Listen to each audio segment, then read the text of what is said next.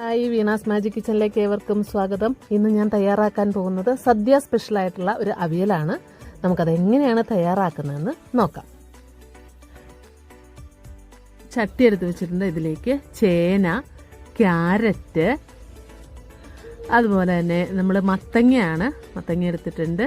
പിന്നെ പടവലങ്ങ, കായ, ബീൻസ്, മുരിങ്ങക്കായ എടുത്തിട്ടുണ്ട്.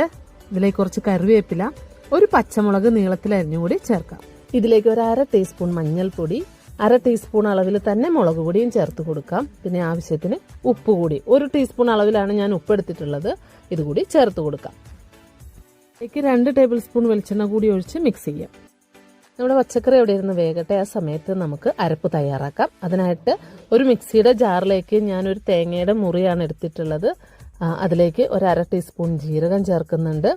ഒരു 4-5 ചെറിയ ഉള്ളി അത് ചേർത്ത് കൊടുക്കാം. പിന്നെ ഒരു 2-3 വെളുത്തുള്ളി ചേർക്കുന്നുണ്ട്. അതിലേക്ക് കുറച്ച് കറിവേപ്പിലയും കൂടി ഇട്ടിട്ട് നമുക്ക് അരച്ചെടുക്കാം. നമ്മളൊരു ചമ്മന്തി പരുവത്തിലാണ് അരച്ചെടുക്കുന്നത്. ഇപ്പോൾ നമ്മുടെ കഷ്ണങ്ങളൊക്കെ ഒരു 1/4 ഭാഗത്തിൻ്റെ അടുത്ത് വേവായിട്ടുണ്ട്. നമുക്കിനി ഇതിലേക്ക് നമ്മുടെ അരപ്പ് ചേർത്ത് കൊടുക്കാം.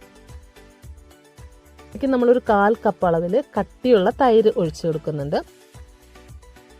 നന്നായിട്ട് നമ്മൾ മിക്സ് ചെയ്ത് വെച്ചിട്ടുണ്ട്. ഇനി ഇതൊന്ന് അടച്ചു വെച്ചിട്ട് ഫ്ലെയിം കുറച്ചിട്ടിട്ടാണ് വേവിക്കുന്നത്. നമ്മൾ കൂട്ടിയിടരുത്. നമ്മൾ വെള്ളമൊന്നും ചേർത്തിട്ടില്ല, പെട്ടെന്ന് അടുക്കി പിടിക്കും. ഇപ്പോൾ ഒരു 3 മിനിറ്റ് ആയിട്ടുണ്ട്. നമുക്കിതിലേക്ക് കറിവേപ്പിലയും 1 ടേബിൾ സ്പൂൺ അളവിൽ വെളിച്ചെണ്ണയും കൂടി ഒഴിച്ചു കൊടുക്കുന്നുണ്ട്. പച്ച വെളിച്ചെണ്ണയാണ് ഒഴിച്ചു കൊടുക്കുന്നത്. ഇപ്പോൾ നല്ലൊരു വാസനയാണ് വരുന്നത്. നല്ല അടിപൊളിയായിട്ടുള്ള നമ്മളെ സദ്യ സ്പെഷ്യലായിട്ടുള്ള നമ്മുടെ അവിയൽ ഇവിടെ തയ്യാറായിട്ടുണ്ട്.